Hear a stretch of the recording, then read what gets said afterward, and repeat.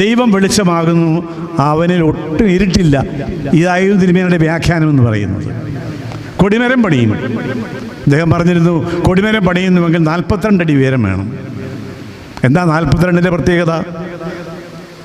Abraham മുതൽ ക്രിസ്തു വരെ 42 തലമുറകൾ, അതിനെ സ്മരിക്കുന്നതിന് 42 അടി ഉയരം വേണം. ഇതായിരുന്നു അദ്ദേഹത്തിൻ്റെ വ്യാഖ്യാനം. ഈ പള്ളിയിൽ തന്നെ നോക്കിയാൽ അറിയാം.